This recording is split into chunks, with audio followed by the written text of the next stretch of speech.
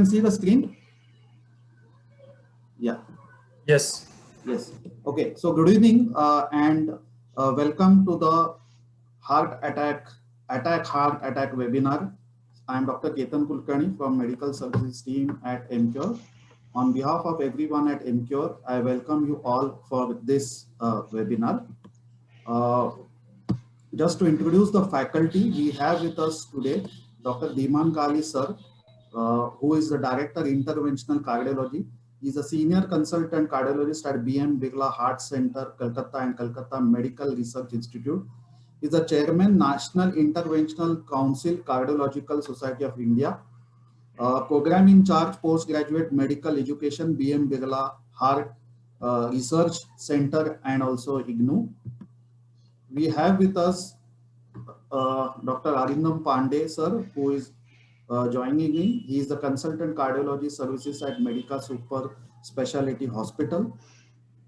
We also have with us Dr. Chinmay Muzumdar, sir, who is the Chief Consultant Cardiologist and Director of Cardiac Cath Lab at Hayat Super Specialty Hospital in Guwahati. We have Dr. Kajal Ganguly, sir, who is the ex-professor and ex-head departments of cardiology, NRS Medical College, Kolkata, consultant interventional cardiologist at AMRI Hospitals, BM Birla Heart Research Center, Alipur, and Apollo Hospital in Kolkata. And Dr. PC Sarma, sir, who is the ex-professor of cardiology, GMCH, PC Rudralaya, Silchar. So I welcome all the esteemed faculty for today's webinar. So I'll just tell you the flow of today's events. So Dr. Dhiman Kali sir is going to give an overview of the program, followed by the talk of Dr. Arindam Pandey sir for STEMI management in cath lab during COVID time, followed by the talk of Dr. Chinmay Muzumdar sir, pharmacoinvasive approach with STEMI management, and followed by a panel discussion on consensus of STEMI management in COVID era to reduce COVID-infected STEMI mortality and morbidity, PCI or thrombolytics, selective PCI, pharmaco-invasive approach in STEMI, thrombolytic agents of choice, which one is the best in present area, advantages of tenecteplase over other thrombolytics, and importance of thrombolysis first. So welcome all of you for today's webinar, and I cordially invite Dr. Dhiman Kali sir to start the proceedings, sir. Thank you. Thank you, Ketan, and very good evening to everybody. I welcome all the faculty members, Ketan, and all the members of the MCure team for inviting us and also organizing such a nice seminar. We have been going through such seminars regularly by courtesy of MCure Pharmaceuticals. So a big thanks to all of you. And I greet all the faculty and all the delegates who are there listening to this meeting. So this is a very important meeting, and I should tell that about almost a year back, we felt that this is a new scenario, and we are going through the different guidelines. So from the Cardiological Society of India, we thought that we should have also a guideline of ours, but we hadn't sufficient, experience about the disease and also regarding the procedure which should be done. So anyhow, with the expertise we had with the senior members of our faculty, we managed to have a guideline which was very neatly written, and I think all of you have gone through it. And also we have guidelines during this COVID era from the ACCHA and from other societies like ESC and other societies like NICE. So we have a rich guideline recommendations from different societies, but still we sometimes think that what is to be done, primary PCI or pharmacoinvasive approach. Just today I had a bifurcation lesion and I did a very typical DK crash with 3 pots at proper times, and we are discussing. At that time only one primary PCI came, so I thought it will take more than 1 hour. And as we know, the time gap will be more than 2 hours because the cath labs were also not free. So we wanted to thrombolize the patient, and after that we have taken for doing the rescue PCI. So this is the environment in our country, and we can't send the patient then and there. Suppose the patient has got a MI in Kollani, It is 60-70 kilometers away from the most northly located hospital in Kolkata, that is Apollo or AMRI. And it would take a long time for the patient to come, maybe more than 2 hours, even in an ambulance. So our setting is different. Our socio-economic structure is different. Even after coming to the hospital, patient takes a lot of time. Even they have money, they think whether we should go for it. So we don't waste any time. What we do in our hospital, in the CPC, we thrombolize the patient. If we find that the patient is fumbling, the relatives are fumbling, whether they should go for primary PCI, we don't delay the vital time. And we do thrombolize the patient, and from the Indian Medical Association, from Cardiological Society of India, and from various other platforms, we had been advocating that please go for the thrombolysis first and then primary PCI. But okay, if the patient is ready, if the patient has come within 12 hours, maybe from 12 to 24 hours sometimes, if the patient has proper indications, we go for primary PCI, because there is no doubt that primary PCI is better than thrombolysis. And we haven't got any big data in our country whether pharmacoinvasive approach and primary PCI are similar, because we have some Western data where tenecteplase was used in 100% of the patient, and it was done at 3 hours from the thrombolysis. So these are the different problems in our country, an inherent delay in recognizing that it is an MI because of unawareness on the part of our patient population.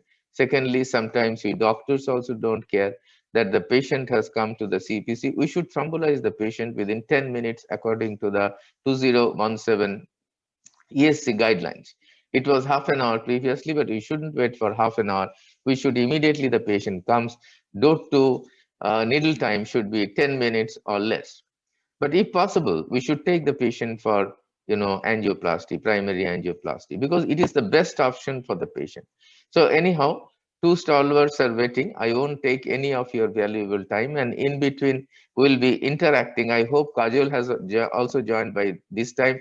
Dr. P.C. Sharma, Professor Sharma, you are welcome to the meeting from Silchar. Nice meeting you during the COVID days, and hope you'll actively participating.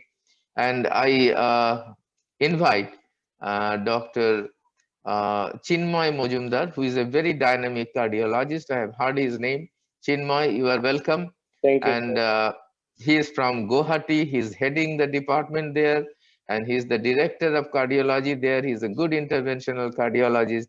And during the next few minutes, would be listening from Chinmoy Mojumdar, our young cardiologist. So Chinmoy, please, on your lecture on pharmacoinvasive PCI in COVID era. Thank you. Yeah. Please play the slides.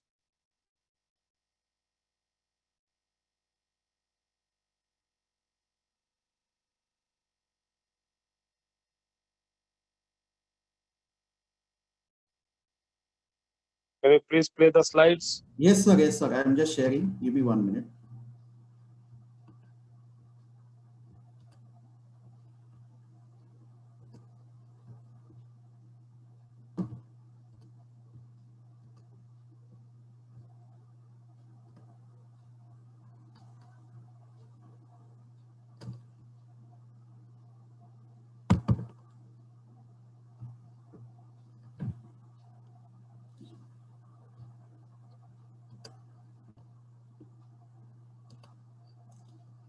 Hello. Hello. Yes, sir. Can you see the slides? Yeah, I can see the slides. Yeah. So very good evening to all. Today we are going to have a discussion on basically management of MI, particularly the reperfusion strategy in acute myocardial infarction, STEMI. So one approach is your pharmacoinvasive approach. So next slide. So we know that so once we decide after diagnosing the patient as a STEMI, so we have options of reperfusion, which is the most important aspect of management. So that that reperfusion can be a primary PCI or a thrombolysis or a combination of two. So immediate post-thrombolysis, if possible, a pre-hospital thrombolysis, it is followed by a PCI within 3 to 24 hours. That is the pharmacoinvasive therapy that is utilizing the thrombolysis as well as PCI after 3 hours post thrombolysis up to 24 hours. It gained momentum recently. Yes, it is true because of this COVID scenario, a lot of things have changed, and due to logistical problems, RT-PCR check, availability of the cath labs, etc. It gained momentum recently since the PCI is performed after the early prothrombotic phase has subsided following lysis. It is claimed to reduce the chances of reocclusion or reduces the rate of reinfarction. It is one of the theories that has been proposed. Next slide.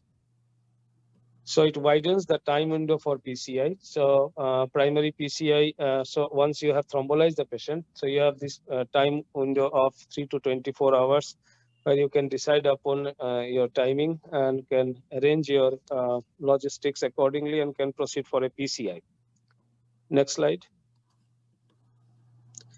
So as we all know that reperfusion is a key strategy. So PCI is a gold standard. There is no doubt about it. And thrombolysis is next to it. So in many peripheral centers where the access to PCI is not available, we can go for a thrombolysis. And another option is lysis followed by PCI, which is known as a pharmacoinvasive therapy. Now, this last option is a quite attractive option, particularly in patients who are coming from periphery. So patient while reaching to a peripheral hospital, if he is diagnosed as an MI, can undergo a thrombolysis then and there itself and can refer to a PCI-enabled hospital where the PCI can be done within this 3 to 24 hours period of time. Next slide. Next slide. So there are some data available from Indian patients. So reperfusion utilization in various Indian STEMI SCS registries. So all the Indian SCS registries, they report less than 50% of the patients with STEMI, they receive thrombolysis or PCI, factors being late presentation, financial issues, and in lack of information. Particularly late presentation is one of the important issues, and finance. So CREATE registry, there was around 20,900 odd patients, out of which STEMI was around 60%. So thrombolysis was given to 58.5% of the patient. Predominantly it was streptokinase, and PCI was done in 8% of the patient. In Kerala SCS registry, there was 37% as STEMI, 41% receives thrombolysis, majority received streptokinase, which is the fact in our practice. Tenecteplase and others were 15%. If you see, it is relatively higher in this Kerala registry. PCI was done in 12% of the patient. We have some data from Northeast as well. So 704 odd patients. So out of them, majority were STEMI 72%, and thrombolysis was in 39%, and PCI was done in 14%. So if you can see here that a lot of patients they do not get the desired treatment, particularly the reperfusion on time. And ultimately, if you do not get reperfusion on time, that will lead to LV dysfunction and other complications of MI. Next slide. So as we know that timely reperfusion, it results in better myocardial salvage and preservation of the LV systolic function. So right perfusion strategy should be done timely. It should be effective, complete, safe, and easily accessible. So you have to be practical in approaching STEMI patient. So whenever there is a scope for thrombolysis, if the primary PCI is not feasible, cannot reach a PCI-enabled hospital on time, the cath lab is busy, you must focus on thrombolysis and thrombolize the patient as early as possible. Next slide. So selection of reperfusion strategy in STEMI. PCI is the gold standard. It is preferred but less accessible. Thrombolysis is easily available, economical, and evaluated in clinical studies also. So lysis followed by PCI, that is your pharmacoinvasive therapy, is an attractive option and bridges the gap between the thrombolysis and PCI. Next slide. So problem encountered, as I discussed in Indian scenario, that is lack of awareness about the services that are available, the treatment that are available, whether PCI is available, whether thrombolytics are available or not. Mistaking the MI with acid reflux disorder. Many a time patient presents late due to thinking of their side that is maybe a gastritis. Traffic jam, as sir has already mentioned, that in a densely congested populated areas, coming a patient from a distance of 60, 70 odd kilometers, it may take 3-4 hours or more. So losing vital time during the transit itself, lack of proper trained staff in the ambulance for first aid. Yes, it is very serious issue, because many times patients do not get the loading dose. So we cannot even think of pre-hospital thrombolysis because of lack of educated staff in the properly trained staff in ambulance. Lack of health insurance, a major issue. Finance is a major issue. Trying to get too many options at the critical juncture, patient calls up his relatives, they call up other people, two more doctors get involved. So a lot of time usually lost in that discussion itself. A real doctor's view versus Google doctor's view. Yes, we do come across this scenario. A lot of opinion do come from the patient and their relatives. What best can be done from their side.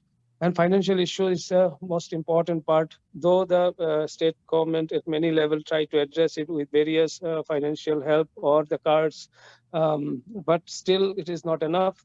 So in India, it is, though we are focusing more on invasive procedures, but that is not yet practical. So we must focus on the thing which can be employed fast and which have a better outcome, at least by saving time and giving some space to do the invasive procedures later on. So considering these factors and practical scenarios, thrombolysis do have a strong role to play, and followed by thrombolysis, the role of invasive procedures. So pharmacoinvasive therapy definitely has a significant role to play in Indian scenario. Next slide. So trials comparing pharmacoinvasive versus PCI. So there are data available like STEP MI, STREAM, NORD-STEMI, Transfer AMI, WEST, and Capital AMI. So these are various trials where the STEMI patients presented within 3 hours to 12 hours of onset, variable onset. They were compared with invasive procedures. So tenecteplase was the lytic agent which was used. Pharmacoinvasive strategy was taken into consideration. So some of the trials they have compared with pharmacoinvasive versus primary PCI, and it was found that they are not inferior. So primary pharmacoinvasive is non-inferior to primary PCI in acute MI setting when the patient presents within 12 hours of onset of the chest pain. Next slide. So this is an Indian data. So a prospective study of a multi-center study where the tenecteplase facilitated PCI versus primary PCI, the STEP MI. So to compare the efficacy of pharmacoinvasive strategy versus primary PCI in patients with STEMI, around 200 patients were taken from 5 primary PCI capable centers in South India. So there were 45 patients who went for a pharmacoinvasive therapy with tenecteplase, and primary PCI was done in 155 patients. Primary endpoint was composite of death, cardiogenic shock, reinfarction, repeat revascularization of the carotid artery, and CHF at 30 days. Next slide. So if you see the two groups, Group A and Group B, next slide. Yeah. So if you see here, the death, reinfarction, repeat revascularization of the culprit artery, cardiogenic shock, and CHF are comparable in both the groups at 30 days, at 3 months, at 6 months, at 1 year. So values are almost similar to the both groups. Efficacy endpoint wise, death and reinfarction wise, all these parameter wise, these percentage wise, they are almost similar, with p-value nothing significant between these two to differentiate. So as per this STEP AMI study, pharmacoinvasive strategy can be implemented in patients in patients not selected for primary PCI in India, and thus hints at possibility of similar outcomes. Next slide. So this same group of patient prospect, they were further followed up for 2 years. So those patients enrolled for STEP AMI, they are followed up for another 2 years. Next slide. So what they found, the survival advantage, survival benefit. So the primary endpoint was a composite of death, cardiogenic shock, reinfarction, repeat revascularization, and congestive heart failure at 2 years. So the survival distribution between the two groups, that is tenecteplase plus primary plus PCI versus primary PCI, the distribution is not significant. So they concluded that the pharmacoinvasive strategy, which results in outcomes that were comparable to primary PCI at 2 years, suggesting it might be a viable option in India. Larger studies are to confirm findings, but at least gives an insight that this is the scenario that where we can get a almost comparable result to that of a primary PCI with pharmacoinvasive approach. Next slide.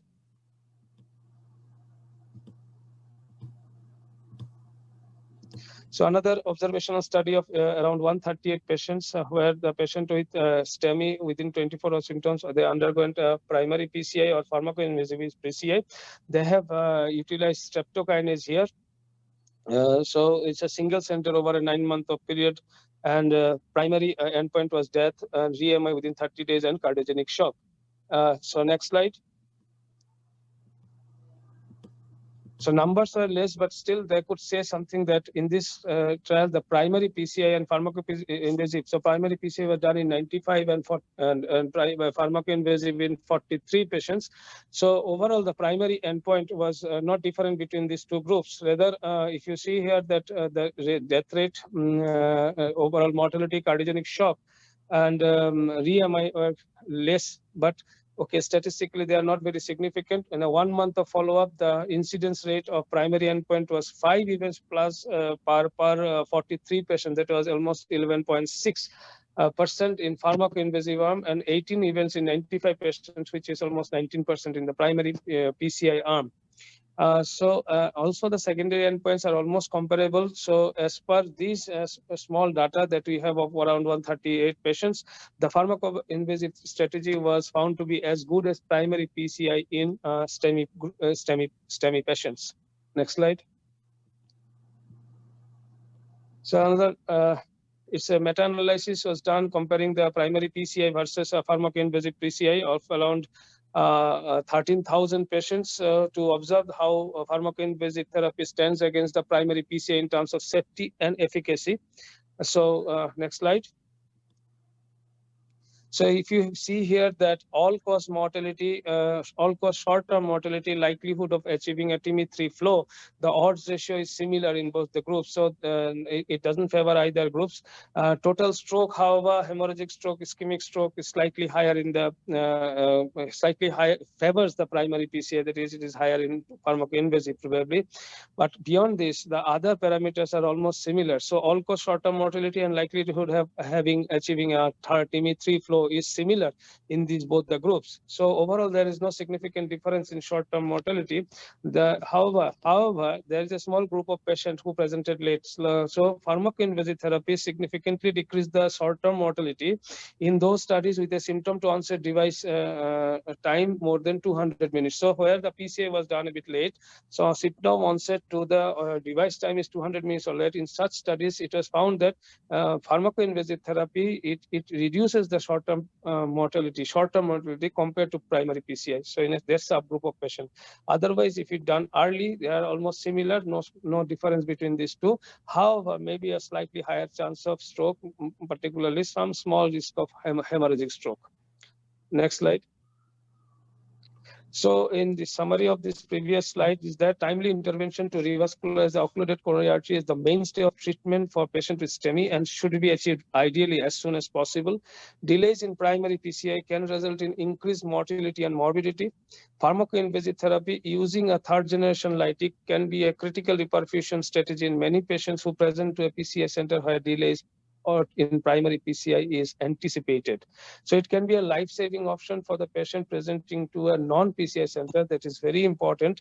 And for those who are living in rural and semi-urban region. So that is an extremely practical point, which is mentioned in the lower line, that it is a life-saving option for patients presenting to a non-PCI hospital or rural areas where access to PCI center is not possible. So thrombolysis should be given that preference in such scenarios. Next slide. So we need a thrombolytic agent, which is having enough data to support its efficacy. So ease of administration, onset of drug action, safety, efficacy, cost versus benefit, real world evidence. So these are the key attributes to the selecting a thrombolytic agent. So next slide. Next. So there are data in favor of our tenecteplase. So a pharmacological reperfusion therapy with indigenous tenecteplase in 15,000 patients with STEMI in Indian registry. So over 15,000 patients across 722 centers from India. Next slide. So what they have found that clinically successful thrombolysis from the time of presentation. So overall success of thrombolysis was 95.43%, which is I think very significant. And those who presented less than 3 hours, the success of thrombolysis was 96.54%. Those who presented between 3 to 6 hours, it is 96.07%, and those who presented beyond 6 hours, it was 85.38%. So this study confirmed the safety and efficacy of indigenous tenecteplase in Indian patient STEMI. So this is next slide. So similarly, another 7,000 odd patients, they were taken from January 2011 to February 2016. Again, there was data was taken regarding pharmacological reperfusion with tenecteplase. Next slide. So overall, of clinically significant this thrombolysis. So it was with tenecteplase was found to be 93.34%. There was 93% patient who had a chest pain resolution. Over more than 91%, they have a 50% resolution of ST segment elevation at 90 minutes. So overall, 53% they died, which was almost 7% before discharge. And the incidence of bleeding, excluding stroke, was 1.7%, and any stroke without ICH was 18.18, and ICH was 0.38%. So it is about a large group of patients being seen and represented, and being like these data are based on those number of patients who received tenecteplase. Next slide. So the finding of this study further reinforced the safety and efficacy of indigenous tenecteplase in Indian patients presenting in STEMI, including high-risk subgroups. Next slide. So we have this STEMI management guideline consensus on STEMI during the era of COVID. So it was just that a patient with during COVID-19 era, a STEMI who has presented the STEMI. So if we he enters a STEMI network, enters the STEMI network via ambulance, so he will transfer the hospital with 24/7 cath lab. So timely PCI, primary PCI is possible. If yes, go for primary PCI. If no, go for fibrinolysis. And following fibrinolysis, we can take him up for invasive therapy for within next 24 hours. And next option is here, if the patient self-present to a hospital or hospitalized with COVID-19, he present to a hospital with 24/7 cath lab, go for a primary PCI. If not possible, go for fibrinolysis. If goes to a hospital without 24/7 cath lab, then whether he can be transferred safe within time to another hospital where cath lab is available. If yes, go for a primary PCI. If not possible, go for fibrinolysis. So the idea is that if the cath lab is open, if all the parameters are okay, you can go straight away for a primary PCI. If he reaches a PCI-enabled hospital, if you cannot reach a PCI-enabled hospital, then if the transfer time is more than 2 hours, you should get thrombolysis then and there itself. Or if it is possible to transfer him within that period of time, then you go for a primary PCI. So in nutshell, it says that your thrombolysis is an option which should be always available without delaying much time, should thrombolyze the patient, and then we can also send the patient for an invasive approach if the patient is not admitted to a PCI-enabled hospital. Next slide. So, so far I have discussed the role of pharmacoinvasive therapy in Indian scenario, and we can see its utility in Indian scenario, and the studies that we have to support its utility. It has found that it is at least non-inferior to a primary PCI. So I'd like to conclude here. Thank you for your patient hearing. Thank you, Chinmay, for your nice deliberation, and I find that Arindam has also joined by this time.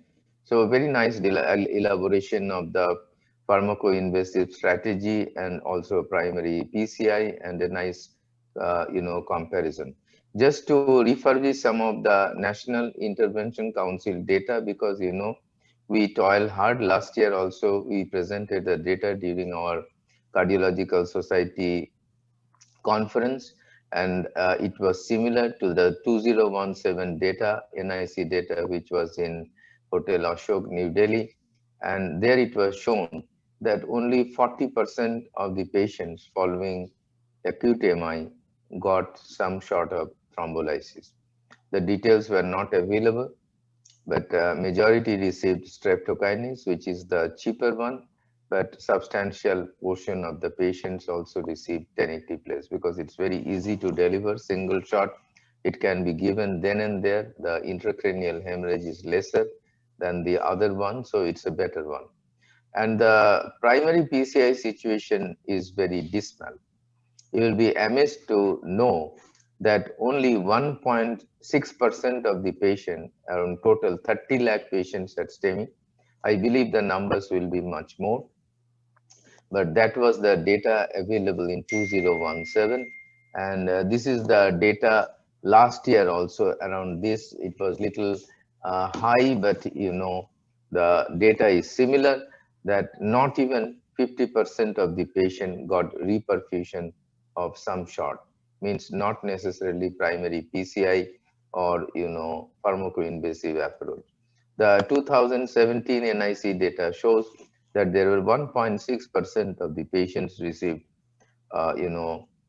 this pharmacoinvasive approach or primary PCI, but the details were not available. How many were primary and how many were failed PCI, how many were pharmacoinvasive PCI. So this is the scenario in our country. Whereas in very small countries in the Europe like Belgium, Holland, France, and not to tell of the Scandinavian countries, and now also in UK for the last 3-4 years, because previously in UK even 7-8 years back, not too many primary PCIs were done. But nowadays they do a lot of primary PCIs, almost more than 90% of the patient. So the situation is much different in other countries. Of course, in US, it is a mixed data. Like in North Carolina, their task force chairman was telling me in our, STEMI conference, he presented the data and he showed that 25% of the patients in North Carolina were not reperfused either by thrombolysis or by primary PCI or pharmacoinvasive PCI. So the situation is very uneven, even in US, not to tell of our country, not even 50% of the patients are reperfused, though the CREATE registry data showed a little more, 57%. But our data was very meticulously taken, and we are taking the data even in the COVID scenario. And this year, 24th, 25th of July this year, we have our national meeting, and I would invite all of you to join with us, please, from 3 o'clock to 9 o'clock in the evening. And there we'll be presenting the data in the COVID scenario. I believe it will be very interesting data, and we'll show how much is the decline in the incidence of the interventions, how many of them got thrombolysis, and what is the situation in the COVID era. So Chinmay, you have presented your data very nicely, but it's really dismal that in our country, the situation of reperfusion still very poor. I think this indigenously made tenecteplase is a very good value addition to the armamentarium. And when we can't go to the hospital, in any center, we can go for early institution of this third generation thrombolysis, though there is not much of a difference in mortality between streptokinase and tenecteplase or retiplase. But still, we favor this third generation thrombolytic agents because of their ease of giving the parenteral dose. Just in one shot, you can give tenecteplase, and especially now the variety manufactured abroad is not available. So we have the option of giving this tenecteplase from indigenous sources, and we have seen the data that is working very well in our population, and the lysis rate is much higher than the international figures. Just to remind that with tenecteplase, the reperfusion rate at 90% following in the infarct-related arteries 62 to 63%, same rate 61 to 62% with retiplase 2 doses given at an interval of 30 minutes with enoxaparin or other antithrombins given before and 20 minutes after the thrombolysis. And here we saw that the different data you presented, the patency of the IRA, means infarct-related artery, was much higher, 95 to 96%. So Dr. Chinmay, have you got any comments about that? Yeah, I was also surprised to see so many more than 95% patient have recanalized arteries with successful thrombolysis. But that is, I don't know, that is not my experience with thrombolytics probably. So in very practical sense, probably 9 out of 10 or 8.5 out of 10 will be having a patent artery or a successful thrombolysis. Rest will have a failed thrombolysis. We need a rescue PCI sort of things. But this data has specifically shown there's 95 to 96 out of 100 getting a successful thrombolysis. I do not know. Means how good this is. Yeah, it seems to be very high. Yeah. Exactly, Dr. sir. Pandey, any comments? Dr. I also Pandey, any agree. comments? I also agree with Dr. Chinmay and yourself as well. I do get patients who are thrombolyzed outside, but patency rate will be to the tune of 60 to 70%. I'll even Yeah, further that's right. more. Yeah. Yeah. I am absolutely of the same opinion that the patency rate is 65 to 70% in our country. Yeah, it's little better than streptokinase. But very surprisingly, in this connection, we want to mention that the patency rate with tenecteplase or retiplase is double that of streptokinase. That is, with streptokinase, it is 32% at 90 minutes, whereas it is 62 to 63% according to the universal data. International Data Bank, that it is 62 to 63% with tenecteplase or retiplase. Though the patency rate of the IRA is twice that of streptokinase, but the improvement in mortality has not been translated by these new, thrombolytic agents. We do not know why it is like this. That we'll have to find. But there is no doubt that the incidence of intracranial hemorrhage, the incidence of major hemorrhages is much more with streptokinase, and the patency rate is much inferior, and it is 200% better with these newer thrombolytics like tenecteplase or retiplase. So I think Professor Kajol Ganguly has joined, and I have seen Professor Sharma. So I would seek your valuable opinion regarding this discrepancy between the actual patency rate which we see in our practice and what we have seen in the studies. What is your opinion? Because you are very experienced professors, and also comments during the pharmacoinvasive PCI in our setting, and how we can improve the reperfusion rate as a whole in our country. What should we do in a very short? How can we improve the reperfusion following STEMI, or rather our STEMI services across the country? I was the convener of STEMI Council of India for 1 or 2 years, and we had meeting with the chief secretaries, ministers of 20 different states of India during our STEMI conference. But we see that there is not a lot of improvement in the situation. So what is your advice, by being a senior professor and in this field for more than 30 years? I would ask Professor Ganguly and Professor Prissy Sharma to have your short opinion. Thank you. Thank you, Dr. Kahali. I'm audible? Am I audible? Yeah, Kajol, you are audible. Yeah, Kajol, you are audible. Yes, sir. Thank you, Chinmay, for a beautiful deliberation. Our slogan always has been in our country, lies now, stent later. See, that encompasses everything. So most of the patients should be lysed, and we have got a huge success, as you can see in the STEP AMI trial by Alexander Mulasari and others. I presented the data in Japan Heart Society Association in 1915, and there Dr. Alexander has proposed the spike and wheel mode of presentation. Mode of presentation in the distal hospitals should be A, B, C, D category. D category and C category, the patient should be thrombolyzed and then should be sent to this PCI capable centers. So that is mostly the pharmacoinvasive therapy, and that is been advocated by other states also. Some of the states like Karnataka and then Hyderabad, that is the Telangana and others, have taken that cue, and the government is propagating this phenomenon. So this is the only way how you can take up this thrombolytic to the general population in the distal periphery, so that we get patients who are thrombolyzed come to us and then do the that is the pharmacoinvasive therapy, and that needs total initiative from the government, CSI, and other NGOs. to make it very successful. This spike and this will appearances of therapy in AMI. Now regarding this pharmacointensive therapy in COVID area, obviously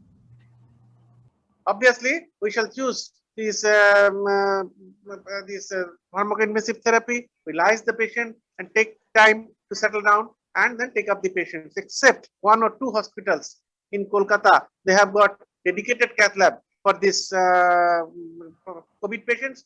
There they can take up the patients who are at high risk of after STEMI, like hemodynamic imbalances or in arrhythmias for primary PCI. Otherwise, they are stable patients can be given this pharmacoinvasive therapy. Results are equivocal and almost the same as shown by the STREAM trial and this transfer AMI trial and last step AMI trial. So thank you, Kajal, for your excellent remarks, Kajal. So I would invite my good friend, Dr. P.C. Sharma, to have your short, comments, how we can increase the reperfusion rate in our country. You are a very experienced cardiologist, professor, very dynamic doctor. So how we can, sir, increase the number of reperfusions following AMI in our country? What is your advice to the population? The scenario in our country has been already explained, that most of our people, in my place particularly, we do not get patients within 6 hours, not even in 12 hours. Many patients come after 2-3 days. This is because of unawareness, or maybe that people are not aware. Some physicians are misleading, like gas problem, as Chinmay has already told. So that is the main hurdle in MI treatment in our country. So, and of them who reach hospital, so in our place, we do not have say PCI facility anyway, but we can give thrombolytic and we can transfer the patients, and that is the best option in our country. The pharmaco-invasive is the best option in our country. Even if you are sitting in a major city, the traffic jam and all, and the finance problem, our people are not insured. The finance problem is also a big issue in our country. So pharmaco-invasive is the best option. And regarding the thrombolytic therapy, as Chinmay has shown in his data, that more than 90%, maybe 96% patients are receiving streptokinase, because people are more comfortable. Streptokinase has long-term experience. They are scared of using the new thrombolytic drugs. Even we are not using that frequently because of the finance problem. People are ready for a cesarean section, financial, but not for MI. At midnight, someone developed MI, they are not ready with money. So anyway, we'll have to follow that guidelines. Primary PCI is the gold standard, but for our population, that pharmaco-invasive is the very practical approach. And to educate our doctors in the periphery and to educate the society is also important. That these are the cardinal signs and symptoms of MI. Yeah. And what I advise my patients, if possible, the doctors also, if possible, get an ECG. Even in many places, many towns also, the ECG machine is not available. If you can get a ECG, do a photograph and send me by WhatsApp, then I advise do thrombolytic at home in the ambulance and transfer the patient to a hospital. That is the best option. We have to educate not only the society, but also the doctors also. Right. That way we can save the patients. Yeah, very good comments, Dr. Sharma, from a very experienced professor like you. So very good discussion. There is just, if you permit, one short question by Dr. Ram. In the second wave of COVID, how much involvement of the heart and damage long term? So Dr. Chinmay, would you like to answer this question? See, in Wuhan, when the initially the data came out regarding ACS in COVID, so one thing came out, though the data are small, around 130 odd patients, that those patients with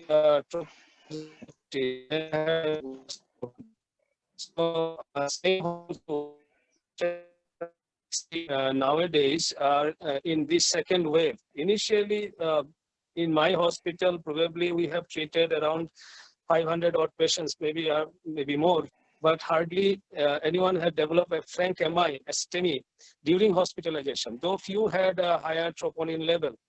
But this time, till date, we had around 5 MI in hospital MI while getting treatment for COVID. So this time, the possibility of having a STEMI is, I found it significantly higher. I do not know the reason behind it, but maybe that myocarditis or thrombotic milieu that is available during, that is prevalent during this COVID infection is responsible for this. However, all of these patients, I did only thrombolysis because of the logistic problem that I faced, and all of them are doing okay. Some of them, 4 of them are discharged. So my opinion Very is good, very good results. Yeah. Yes, sir. So that is my continue, opinion. please.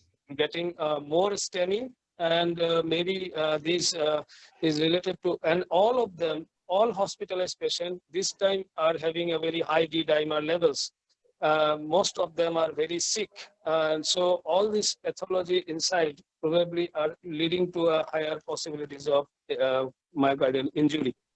So that is my observation. Thank you very much, Chinmay, for your nice remarks and your observation. I also agree with you regarding some of the comments, but many MIs we are getting which are because of COVID. See, our experience is that, and in many of these cases, this is non-occlusive in nature. Suppose 30% blockade and the patient had complete occlusion and a massive anterior MI, and then the patient was thrombolized somewhere. When we inject the artery, we find the artery is wide open with a 30-40% lesion in the proximal LAD. So that's better in one sense that we could have avoided an unnecessary angioplasty, primary angioplasty. That is the only virtue of the pharmacoinvasive approach, and by which both are balanced together. That is one of the ways how it is balanced. And but the long-term result, as Dr. Ram has rightly pointed out. Thank you, Dr. Ram, for your nice question. Just I want to give you some data. In Germany, there was one study where they have done CMR in all the patients, and in 78% of the patients, they showed reduction in ejection fraction and myocarditis. But what to do in this situation, we don't know the answer. Day before yesterday at 2:30 in the night, I was chatting with one of my friends from US, who is also the co-chair of international of the SKY Academy. SKY, many of us are members of SKY, and he was telling that I asked him to he had also COVID after 2 jabs of, this Pfizer vaccine. So he told me, what should we get? In 100% cases, we are getting myocarditis. Similar experience with 1,300 patients from Europe. They have got, in 80% of the patients, they have got myocarditis post-COVID. In our country, we are not going for MRI because in echo, some of the cases are, missed. So they suggest that as a routine in their country, it's possible because of finances. We don't advise for, MRI, nuclear magnetic resonance imaging of the heart. So, we go for echo, but the echo doesn't show always reduction in ejection fraction. That's our experience. But if we go for MRI, it shows slight reduction or sometimes optimal reduction of the ejection fraction and changes consistent with myocarditis. Anyhow, so these are some of the long-term specialties. Post-COVID cardiology, like post-COVID pulmonology, is coming into the fray.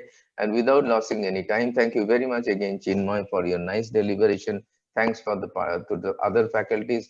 And Arindam is waiting for long. So Arindam, we know that he's a very dynamic interventional cardiologist, doing very well as a young cardiologist, one of the youngsters in our Eastern India, very dynamic, doing all sorts of imaging. I know him personally, and we have got very good relation too.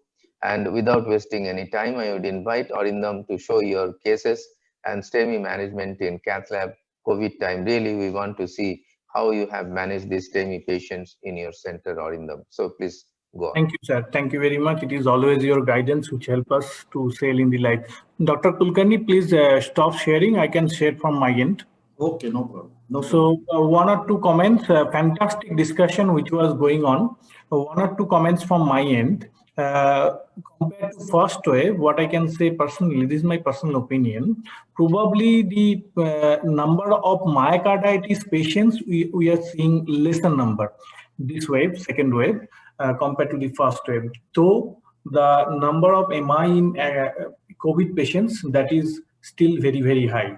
And another very important aspect which I should discuss, this is not a common forum, this is not a forum for laymen or common people, but yes, I have come across quite a good number. In fact, few of my colleagues as well as friends has also come across few of the incidences of getting MI after getting the jab from AstraZeneca, the Covishield vaccine. In fact, if we go by the literature, we'll see that from UK, there is clear-cut indication probably this vaccine to some extent increases the thrombotic milieu inside our body, and there has been, I think, more than 150 case reports of acute either myocardial infarction or cerebrovascular accident after taking Covishield vaccine. So that we should keep in mind. Another very important, I am also a very strong proponent of pharmacoinvasive strategy, but one of the reasons why many people think that pharmacoinvasive probably will sell in our country because of the delay in presentation. Now, having said that, the delay in presentation, if we look at the efficacy of pharmacoinvasive molecule, whatever thrombolytic agent, the efficacy in the early hours is actually very high. So if you can thrombolyze within 3 hours, probably the efficacy will match that of the primary PCI. But if you delay it, then the efficacy gradually comes down. In fact, there is hardly any indication of doing thrombolysis after 12 hours of chest pain onset. And in this sort of situation, probably PCI is the only solution if you still think that the ongoing ischemia or other things which are going on. So that is also very important, because nowadays the delay probably has gone up further. So we'll definitely strongly advocate pharmacoinvasive in this situation. But if somehow we cannot manage to thrombolyze the patient within initial 12 hours, we have to go for PCI in some of the cases. And that is very, very true, because the delay has gone up further due to non-availability of the COVID testing, many a time rapid testing, which is very, very essential. I personally feel that rapid testing, particularly this one test known as CBNAT, is very, very early. We can get the result within 1 hour. That is extremely important, should be made available whichever center is planning for primary PCI or maintaining the primary PCI program in this COVID situation. Otherwise, it becomes very, very difficult. But the problem is that this CBNAT or any other rapid testing facility is not available widespread. So I think we are already late, so I'll try to finish as early as possible. STEMI management in cath lab in this COVID time. Now, I already mentioned there are some challenges in managing MI patient during COVID. First and foremost important thing is the patient delay. Already our country, if you look at CREATE registry or other registry, our patient, they actually delayed they do not need COVID-19 pandemic to delay their presentation to hospital with heart attack. Now this COVID-19, many patients, they are actually delaying it further. Many a time I have come across few incidences where the MI patient, because they are very afraid to reach a hospital. Most of the hospital are actually catering COVID patients as well. So they somehow had fatalities in their home. So that is the situation. So delay probably has gone up. At the same time, there are many patients, COVID-19 test is not widely available, and further it is complicated by some abnormal features of the ECG. Many a time there are atypical ECGs due to COVID-19. There are abnormal values of troponin, which is further complicating the situation. Now, new challenges in this situation, STEMI care. As we all know, it is very, very urgency is inherent to it, and it has particular challenges. Now, COVID-19 has placed an enormous strain on the healthcare system with specific implications of the disease on practice in the catheterization laboratory and cath lab in general are not designed to isolate infection, with most having either normal or positive ventilation system. And cath lab, they need to be carefully weigh the balance between staff exposure and patient benefit. We came across many of our staffs, many of the doctors, they got infected. There had been casualties. Only this week, one of the very renowned cardiologists from Patna, Dr. Prabhat Kumar, he used to work in Patna Medical Hospital. He expired at a very young age. So exposure to the staff is also extremely important. We should give proper respect to it.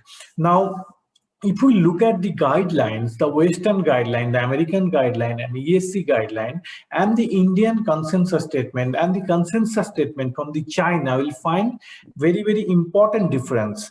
Most of the Western guideline, even in the pandemic situation, they do advocate to go for primary PCI, whereas the Indian consensus statement, I'll briefly show that, as well as some of the consensus statement from China and Asian country, they feel that pharmacoinvasive strategy should be the preferred option in this situation. Why it is so? Because, as we all know, due to the predominant practice of primary angioplasty, most of the European centers as well as the US centers, they are very much accustomed to the primary PCI. In fact, it can be very important issue regarding the availability of thrombolytic agents. Such is the practice that majority of the hospital, they are doing primary PCI. They have forgotten how to use pharmacoinvasive strategy, the thrombolytic agent, and thrombolytic agent many a time is not available all the time. So still, this is probably the reason why they are actually sticking to the primary PCI protocol. Now, this one is very balanced sort of consensus statement from Dr. Matthew et al. The repercussion of STEMI in COVID-19 era, business as usual. It was published last year in JACC, and this consensus statement, very easily understandable flowchart. So first, they asked to assess the risk.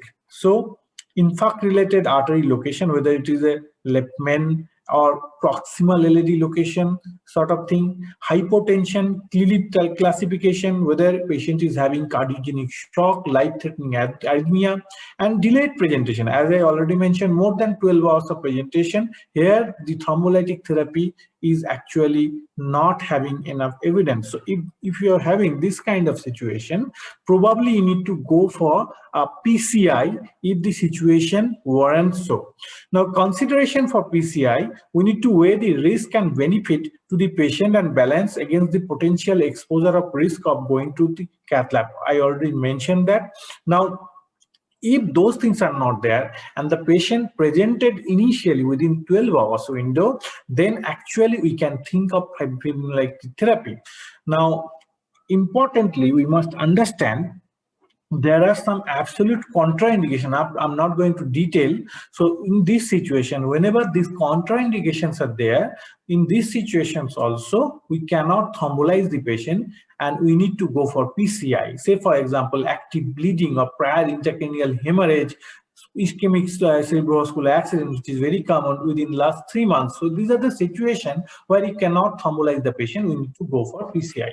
Now, they have further, elaborated that if the patient actually is a candidate for primary PCI, we should not defer the patient or should not, we should not restrict ourselves from giving the benefit of primary PCI if we are very sure regarding the symptom of the patient. If it is sort of non-COVID-like symptom, or many a time patients are coming to a hospital with COVID reports. So if those things are there, we should definitely go for primary PCI. In all other situations, we can actually administer fibrinolytic agent. So similar kind of algorithm was advocated by a group of physicians. This is actually the consensus statement of SKY, ACC, and American College of Emergency Physicians. So management of acute myocardial infarction during COVID-19 pandemic, published last year in JACC.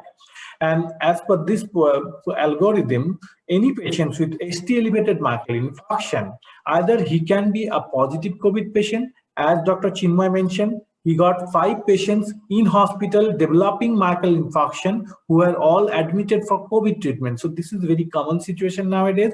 We are also getting good number of patients who are already positive patients, COVID positive, or their symptoms are very much suggestive of COVID. Say, for example, having fever, anosmia, loose motion, shortness of breath, and you can get a very quick CT scan of the chest, which can give you further information whether the patient is actually suffering from COVID-19. So these are one group of patients who are either COVID positive or probable COVID positive patients.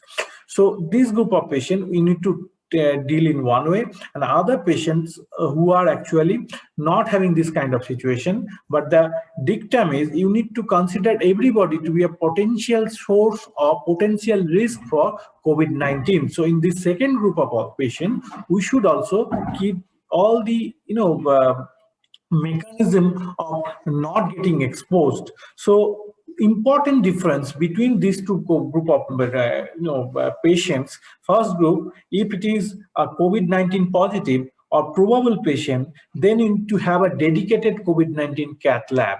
So apart from that, all other things are almost same, because dedicated cath lab you need to have. So any hospital which are having more than one cath lab, you can have this facility. So you can dedicate one of your cath lab as dedicated cath lab for COVID patient or suspected COVID patient. Exactly this is the situation in my hospital. I'm having in my hospital we do have 2 cath labs. So one of the cath lab is actually a dedicated COVID cath lab or dedicated suspected COVID cath lab, where we do all kind of COVID positive patients and probable patients. We do sterilize the lab each time after use, but that lab is a dedicated COVID lab. So that is very, very important. So if someone who is having a COVID-19 possibility, but he's somehow tested, say for example, we now have very rapid tests which are available, so negative tests. So those kind of tests are very rapid, but they are not very sensitive in picking up the diagnosis. In those situations, universal use of PPE for aerosolized as well as droplet precaution is advocated. So this is the consensus from American side. This is the ESC guidance for diagnosis and management of cardiovascular disease during COVID-19 pandemic. What they say, the maximum delay for STEMI diagnosis to reperfusion of 120 minutes should remain the goal for reperfusion therapy under the following consideration. But at the same time, additionally, they have clearly mentioned that primary PCI pathway may be delayed during the pandemic, and up to 60 minutes of delay, according to multiple experience, should be acceptable. So if the target time cannot be met and fibrinolysis is not a contraindicated, then fibrinolysis should become first therapy. So this ESC guideline, actually somehow it is in between ACC and our guidelines. So they say, yes, we should estimate the delay, how much delay is going to be taking place. Normally the delay is 120 minutes up to 60 minutes extra. So 180 minutes of delay after the patient has arrived to the hospital is acceptable. But if it is going beyond that and the patient is a candidate for fibrinolysis, they also advocate to use thrombolytic therapy. So that is very, very important. Now, why the delay? I'm not going to detail. So all the patients, we should estimate how much delay there can be in initiating a particular type of therapy. Now, this is another recommendation. This is a recommendation from Peking Union Medical College Hospital for the management of the same situation. Now, the Peking Union Medical College Hospital is a hospital which is situated in Beijing. So this is basically a Chinese protocol. So management of suspected STEMI patient with potential risk of COVID-19 infection, they clearly mention that all the situation, we can see that they advocate first we should go for thrombolysis or fibrinolysis. Now, if the patient has special circumstances, say for example, presented very early within 1 hour, possibility of COVID-19 is clinically small, or we can have other issues, say for example, on-site thrombolysis facility is not there, or it is a failed thrombolysis that Dr. Chinmay mentioned, rescue PCI case. So those are the situation we should take the patient for PCI. So this is a sort of Chinese protocol, a Chinese hospital algorithm. Now, Cardiological Society of India on acute mitral infarction care during COVID-19, they had a consensus statement last year, and we are having Dr. Dhiman Kahali, who was also part of this consensus statement. We'll briefly go through it, what they recommend. So they recommend to screen every patient for history of international travels or contact. So this was last year's consensus statement. So I think there should have been some changes, because now India is the capital of COVID-19. So international travel history and those things are no longer very, very relevant. Now, respiratory status of the patient should be assessed and classified. Patients presenting with acute MI could be classified into 3 groups. First group, confirmed COVID patients, which is nowadays very, very common. So positive COVID-19 patient, at that time it was rare in community, but now as the community transmission is already going on, so we get good number of patients who are COVID positive at the same time having MI. So first group is the confirmed COVID. Second group, group B, is the suspected COVID. I already mentioned the suspected COVID. So in this group of patient, rapid testing would permit quick classification of the patient. And third group is the low clinical probability of being COVID-19, or group C. So no symptom, suggestive of influenza, no history of travel, contact with COVID-19 patient, and the COVID-19 test is negative. This is the this is also a good number of patients who present to us. Now, what CSI recommend, they recommend to club both group A and group B together due to non-availability of rapid testing. Most of the hospitals we do not have rapid testing facility, and for confirmed patient we need to keep another group. So if there is no contraindication in this first 2 group, CSI last year, they advocated to use thrombolysis as the prudent option to avoid time delay and protection of cardiac catheterization laboratory personnel, especially if the patient is hemodynamically stable. Now, if the patient is hemodynamically unstable, primary PCI would have been ideal option, especially COVID-19 pneumonia respiratory status is assessed as mild to moderate. Similarly, thrombolysis should still be tried even if patient is unstable, with plan for rescue PCI due to prevailing logistic problems. So those are the recommendations from Cardiological Society of India. And primary PCI should not be performed if adequate PPE are not available. They had clearly mentioned. And in group C patient, where the probability of COVID is very low, utilize pre-COVID strategy as per previous guideline, but based on prevailing logistic, thrombolysis could still be considered to decrease the overall critical care and inpatient service burden. So what we can see, the STEMI management protocol to some extent was skewed towards advocacy of thrombolysis therapy, the Indian recommendation. Now for stable and STEMI, so other group of acute coronary syndrome, unstable angina, and stable non-ST elevated mitral infarction, coronary angiography has to be deferred until the COVID-19 test is available. And for the confirmed and suspected COVID-19 patient, thrombolysis should be given in isolation room area within designated ICU as per institutional protocol. These are additional recommendation. In small town and villages, at the spokes in a hub or spoke model of STEMI care, which is very nicely followed in Karnataka and Tamil Nadu, thrombolysis should be preferred for reperfusion strategy, and institutional transfer should be discouraged. They have gone to that extent. Now, cath lab consideration during COVID-19 pandemic from ACC's Intervention Council and SKY, if we look further, they have clearly mentioned relatively stable STEMI patient infected with COVID-19, fibrinolysis can be a therapeutic option.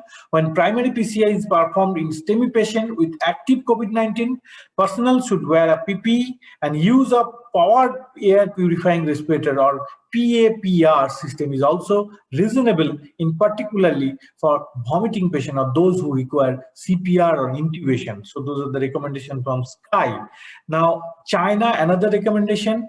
So this is a protocol from Sichuan Provincial People's Hospital, a large medical center for which was massively affected by epidemic at that period of time. How to balance AMI and COVID-19, the protocol of this hospital, they also very, very clearly were skewed towards performing thrombolytic therapy. You can see most of the cases they have advised to perform thrombolysis, except in failed thrombolysis or shock patient, hemodynamically unstable patient, very delayed presentation, but at the same time ongoing ischemia.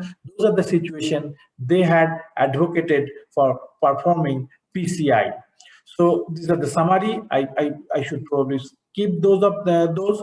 So with that, I'd like to finish this last slide of my presentation. Present COVID-19 pandemic is a medical emergency of unprecedented scale. The risk-benefit ratio of primary PCI versus lytic therapy to both the patient as well as hospital personnel will have to be assessed.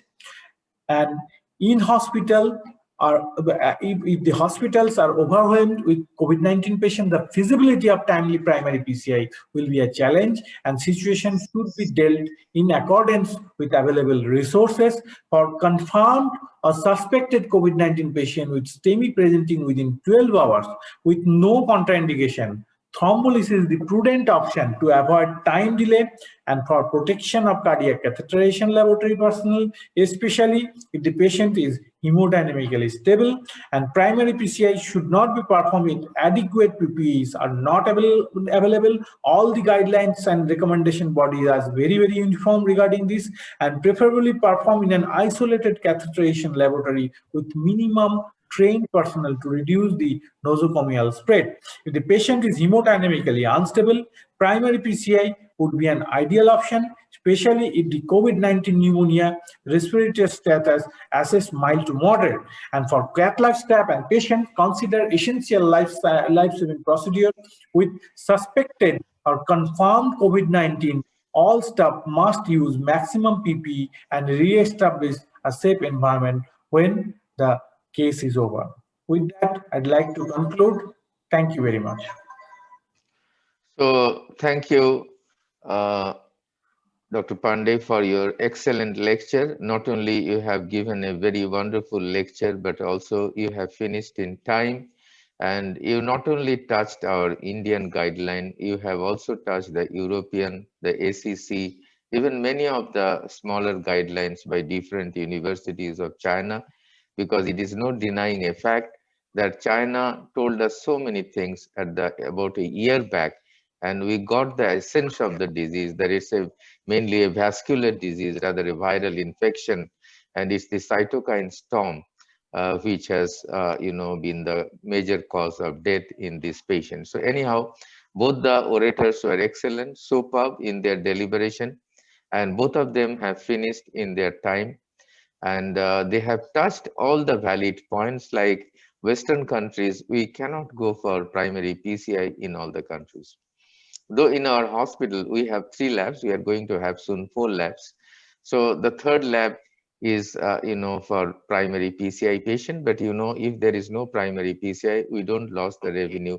We take patients in between because we sterilize the lab, we fumigate the lab for 2 hours after doing a COVID positive patient, but no COVID positive patient who wants a primary PCI, because now it's not a choice of the doctors also, it's the choice of the patient and their families.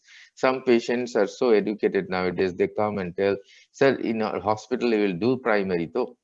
Yes, we do primary, so that those patients, even COVID positive, we take the patient for primary PCI. And as Dr. Pandey and Chinmay touched the points, very correctly, that in all the centers, the report of SARS-CoV-2 is not done in time. It takes 24 to 72 hours according to the situation of the lab in different metros and districts.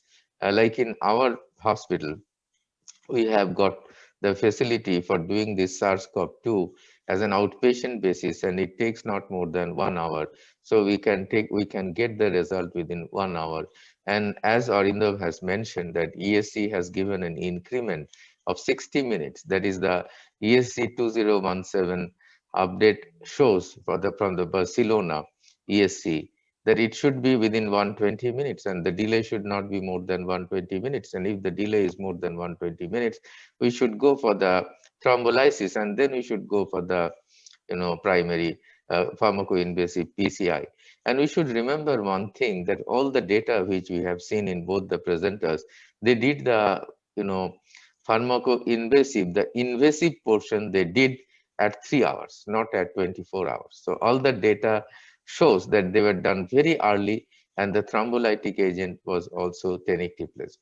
So we would like, if we follow the Western guidelines, we would also follow their teachings that we would like to give tenecteplase in this group of patients, because with streptokinase we haven't got a lot of data, though we have got some data from India and from some Latin American countries, because streptokinase is not used other than these countries in UK or US. If somebody wants to thrombolyze, they always go for tenecteplase or retiplase. So the timing is very important in pharmacoinvasive strategy, and we should not delay the procedure, especially if it is a failed thrombolysis. We should not hesitate to take the patient immediately after the failed thrombolysis is recognized, as evidenced by continuation of the chest pain and non-resolution of the ST segment elevation.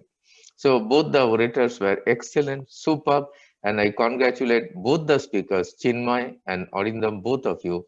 Really, you have touched everything whichever is required for PCI in STEMI situation. You talked a little about NSTEMI also, and you talked as a whole. And you also emphasized that we should not forget about the cath lab staff. I think as able doctors, we should look at our associates. We should not forget about that. Even a single person inside the cath lab, even a GDA, because sometimes the patients want to urinate and all these things. So GDA also come. He should also not come. He's not a regular visitor. He should also not come without PP. So we should be ready with the PP. And as Arindam and Chinmay repeatedly mentioned, that we should have a negative pressure in the cath lab, if possible. That's very important. We should not have a positive pressure or neutral. That's very important, because COVID is affecting each and every household. And this variant B1617 is affecting 9 out of the 10 family members or friends or neighbors. It's something different from the first wave. It's dangerous and its mortality is very high. This morning I got, the patient had problems. I had done angioplasty 14 years back.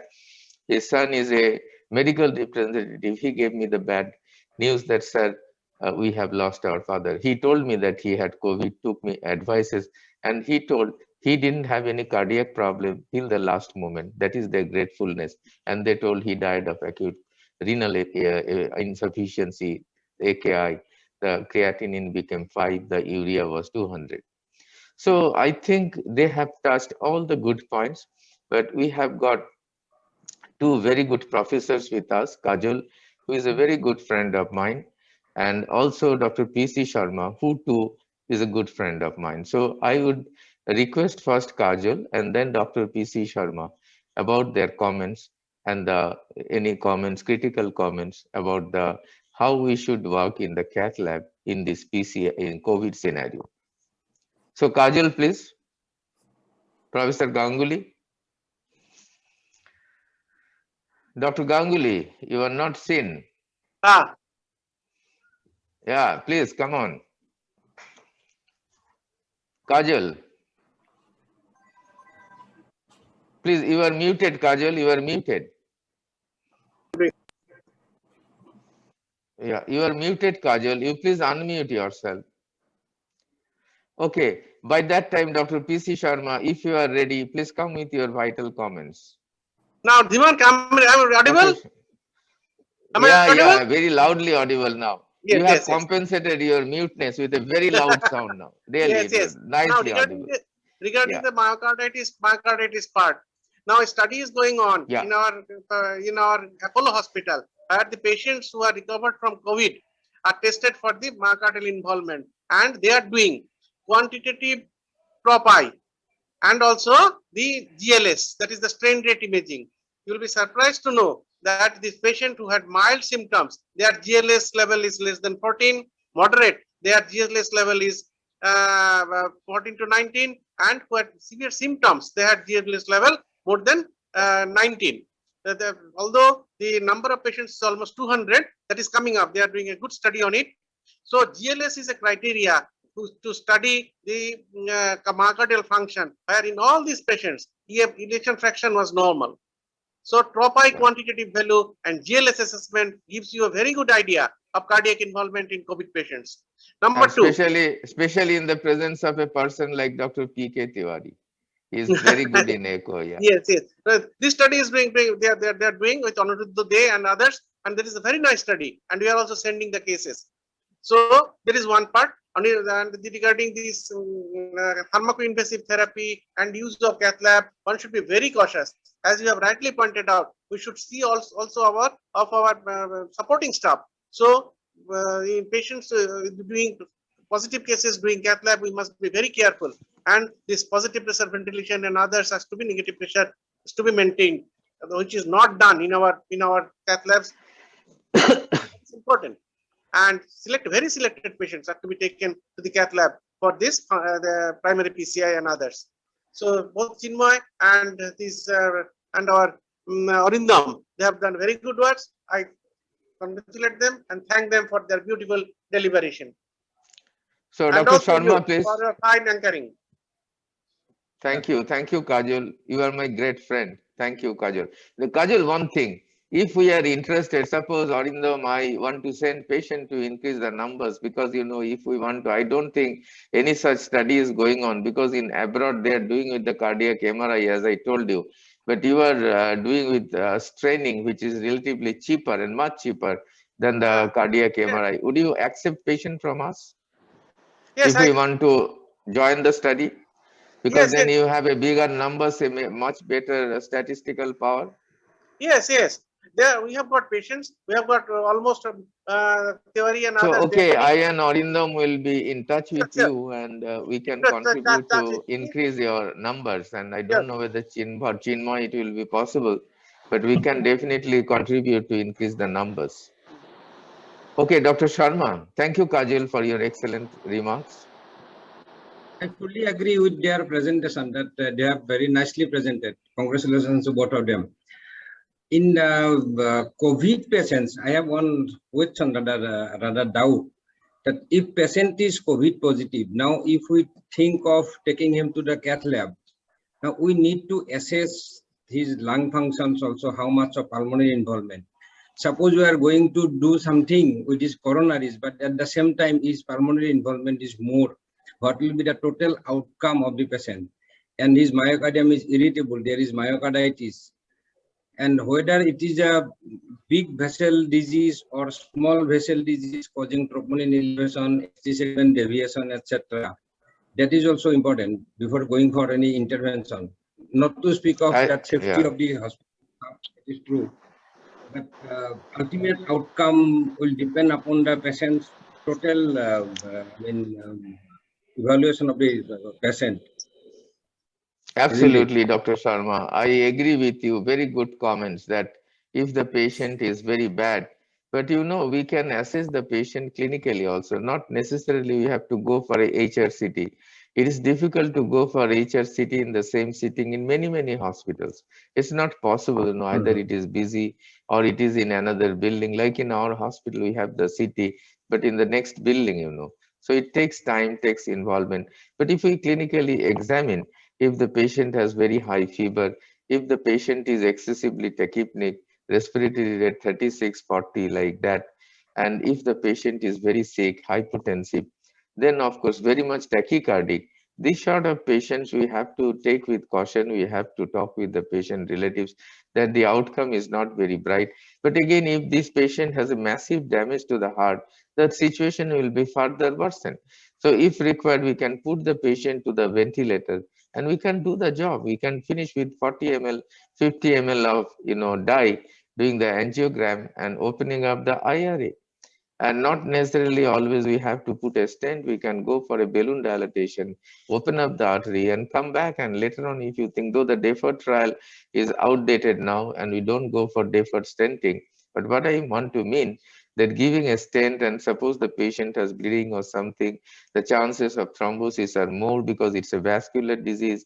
There is endothelial damage. There is damage in the whole cascade of the clotting system. So it's not very wise to always in these very, very bad patients to put a stent, rather come out with doing a balloon stent and balloon angioplasty. And if you are happy with it, otherwise put a stent like Giants or a stent like Resolute Onyx, which we can give a single antiplatelet agent for 1 to 3 months. And if required, if the patient has high bleeding risk, we can put such good stents and we can come out.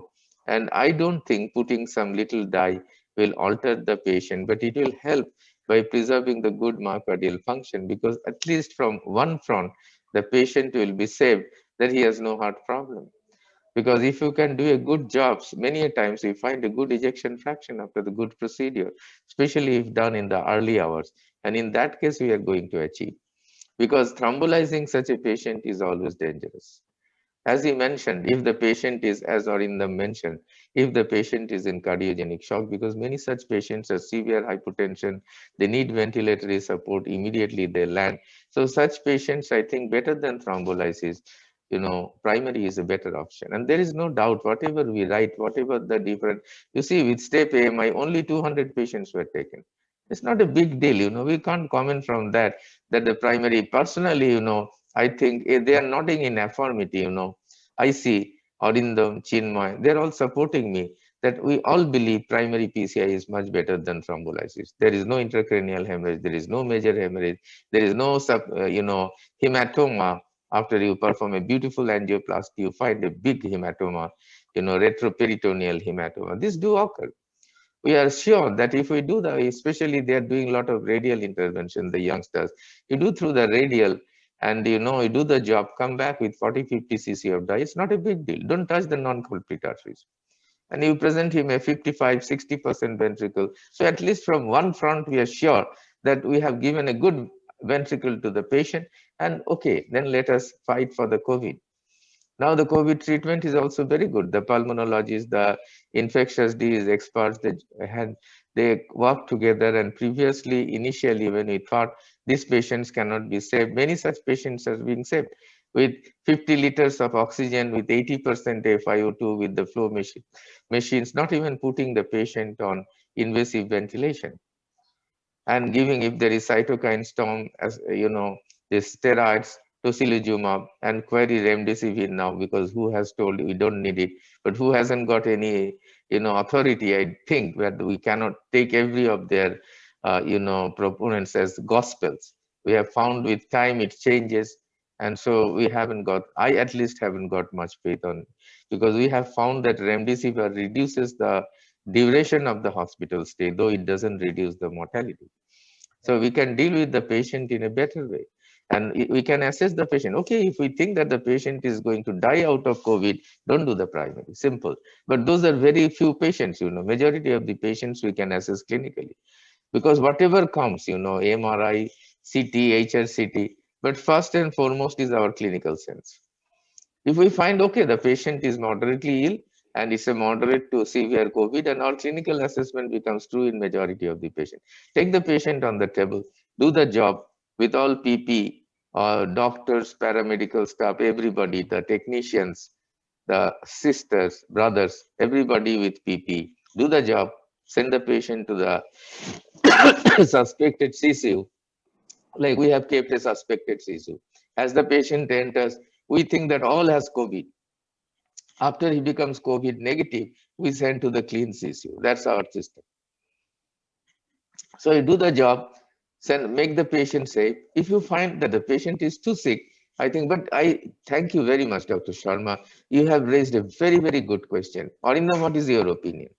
Sir, my opinion is I fully agree with you. If the patient is having moderate pneumonia, I'm not talking about severe pneumonia. If the patient is having moderate, mild to moderate pneumonia, and who are the patients who are being taken to cath lab? These are very sick, clear-cut indication for doing intervention. So ST-elevated myocardial infarction is a clear-cut indication for doing intervention, and the benefit actually is passed on. There is mortality benefit. There are improvement of quality of life later on, and I'm following this protocol. I'm taking all the COVID patients who are presenting to me within period window or ongoing ischemia. Last wave, this wave, I'm doing all COVID patients who are presenting with STEMI, the primary only. And my experience, they're doing fantastic. They're doing fantastic because I fully agree with Dr. Dhiman Kahali that if the patient is having problem of both lungs and heart, if you can improve the cardiac function, that is going to be a huge improvement, because it takes time to improve the lung function, not that easy as well. The medicines are not very straightforward, whereas the treatment for cardiac illness is very straightforward, and we know the outcome. We're doing it for a very long time, and that improves the outcome. I have seen from my whatever small experience, but I am very in favor of doing primary PCI if the patient presents to me within window. Absolutely. So Chinmay, any further addition if you have to tell something over and above this one, because we are going behind the time. We are already 9:05. So short comments, please, Chinmay. I agree with your comments, but my hospital, I have single cath lab, so it is not always possible for me to follow. Yeah, that's a problem. That's also a practical problem. Kajal, any further comments, Kajal? I think Dr. Ganguly has left. Left, okay. So, okay, Kajal has left. So, I think we had any question in the chat box. In the second wave of COVID has brought all the different specialty to come out of silos and need to work as a team. That's very true, Dr. Ram.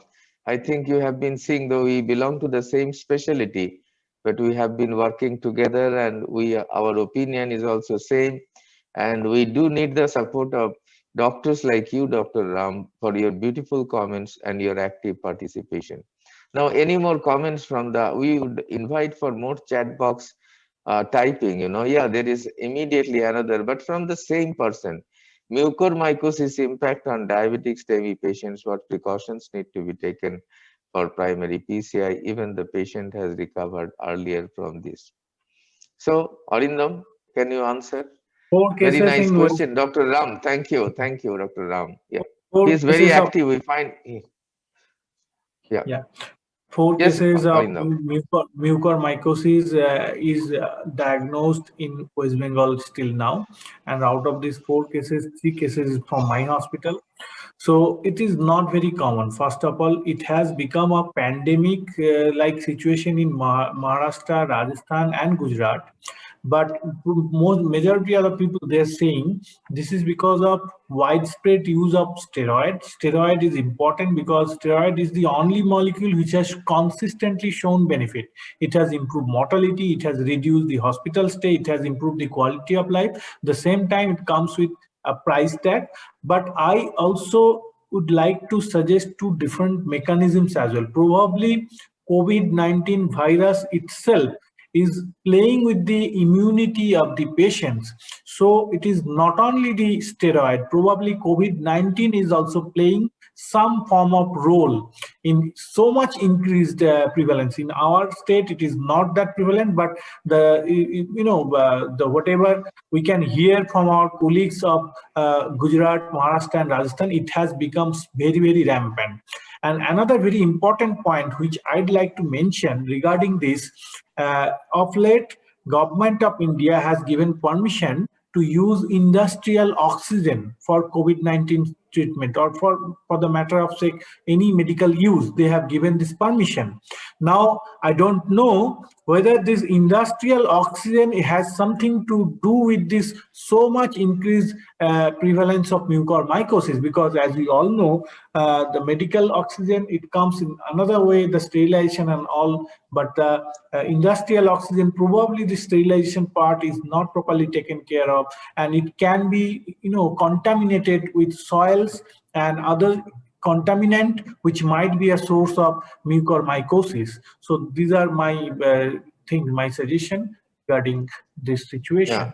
But Arindam, if you see the literature on oxygen, the industrial oxygen is 99% oxygen, and the medical oxygen is 93 plus minus 2.5% oxygen. So there is not much of a difference between the strength is concerned, and so it has been postulated, because Bhabutur is also in the guideline committee he's the principal chairman, or he's chairing the task force on this India government task force. So what we gather that, there is not much of a difference between the industrial oxygen and the medical oxygen, and both are manufactured in a good way. So, and they are also taken in good way. But okay, as you were telling, because taking these things in railways, in wagons, and how far they are kept clean, that is of course to be seen. But the main two reasons which are being incriminated to answer Dr. Ram's question has also been told in a very nice way by Arindam, that number one is overuse of steroids, which is necessary to save the patient.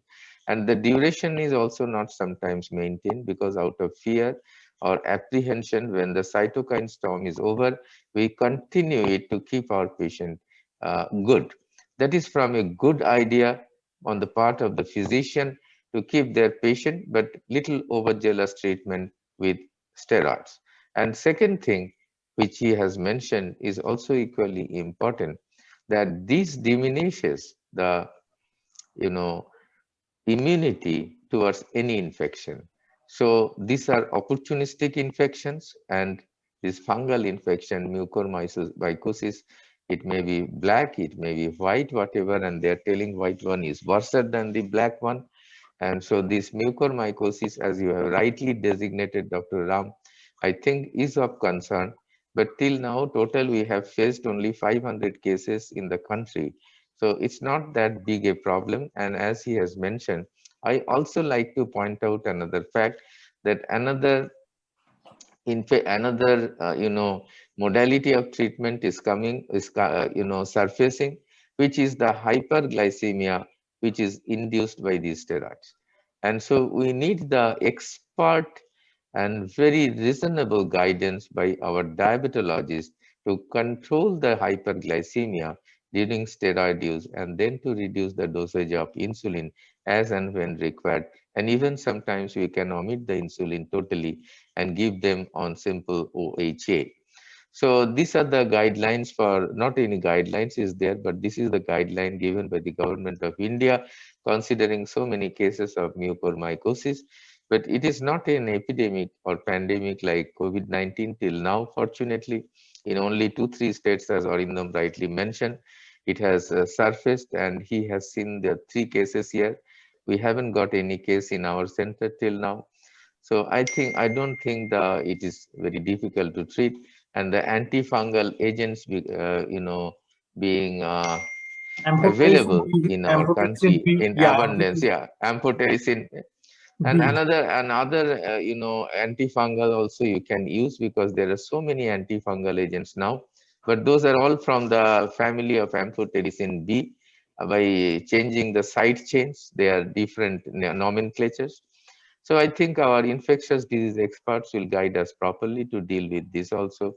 But of course, the mortality is very high, and we have come out of the COVID successfully with a huge prize by letting our patient go to have a holy dip in the Kumbh Mela, electioneering, this and that. We don't want to gossip about the political issues, but one thing we feel as doctors and cardiologists, that we are against the wall because of no fault of us. Do you agree or not, Arindam, Chinmay, Dr. Sharma? So all of us fully agree, and I think it was a beautiful discussion. Thank you, Dr. Ram. Thank other participants. I also thank very much the 2 speakers, Dr. Arindam Pandey and Dr. Chinmay Majumdar. They are classmates, I heard, and Dr. P.C. Sharma. Professor Sharma is a good friend for me, long, and Dr. Kajal Ganguly, who was there very active. Also, Dr. Ketan, you had been there before the meeting started. Thank you very much. And also Nana Sahib, Moni Singh. Sahib has been active, and from the eastern part, Protut Poni, and others who are very active from the MK or New Care division. And we are very happy with your molecule of this tenecteplase. So you are helping us a lot in this difficult situation. And also I thank from my heart, because of organizing such beautiful seminars every month. And I'm really grateful to you for educating people, because I find rather than the non-COVID time, we are learning more and more. Just now I learned, Arindam, I was before joining here I was also anchor with, I showed a case also live that is organized by Sun Pharma every Friday, third Friday. Shamini is showing cases from Mount Sinai in one where I was the anchor. I also showed a case from our end, and we discussed between us. So he showed that he used a, this impeller in a patient where the ejection fraction was good, LVDP was little high, 28, and the usage was because of the fact RCA was totally occluded and LMCA had a very tight lesion, calcified, 70-80% distal left main. And the use was, and this has been approved by the FDA. That is what I learned, that, so we can use with good ejection fraction, not necessarily with a high LVDP, there is no mention, but with some complex PCI, with some binding cost. Because RCA 100% occlusion with left main lesion is a contraindication for performing PCI on left main. That's in the textbook, about the contraindications of left main PCI. So each and everything, I just gave an instance that every moment we are learning from these webinars, and I am really, really very grateful, and I have great gratitude for organizing such beautiful seminars. And I am also seeing the dynamicity of our young cardiologists, and I am really fascinated to see the beautiful work they have been doing during this COVID era, the insight they have got like a very veteran cardiologist and talking like a very prudent cardiologist with 40 years experience. Really, thank you both the youngsters. Thank you, Professor Sharma, who is little aged like me. But we have also been participating for a long time. It's almost 2 hours since we are together. And thank you very, very much, everybody, all the faculties, all the delegates, all the participants, and also Ketan, Nana Sahib, Monish, Pratyut Muni, everybody of MCure for organizing such a beautiful. So we would conclude the session after a few words from Ketan, I think. Yeah. So thank you. Thank you very much. I wish to thank all the faculties, Dr. Dhiman Kali, your valuable advice to all the budding cardiologists and all the audience. Thank you very much for that. Dr. Arindam Pandey, sir. They are not budding. They have already full blown. Yes, Ketan, yes, I object. They are not budding. They are full blown now. Full blown. Yeah. Full blown. Yeah. Yeah. So thank you, both of you, Dr. Arindam and Dr. Chinmay Muzumdar, sir. And Dr. P.C. Sharma, sir, thank you very much for your insights, and also to Dr. Kajal Ganguly, sir. So thank you very much, and I wish from our side, sir, stay safe. And thank you for all the help to the patients during this COVID time. COVID has 360 degrees changed our life. So thank you, all of you, for saving the lives of many patients. Thank you. Thank you. Thank you, and good night to everybody. Thank you. Good night, everyone. Please take care. Good night. Good night, sir. Thank you. Thank you.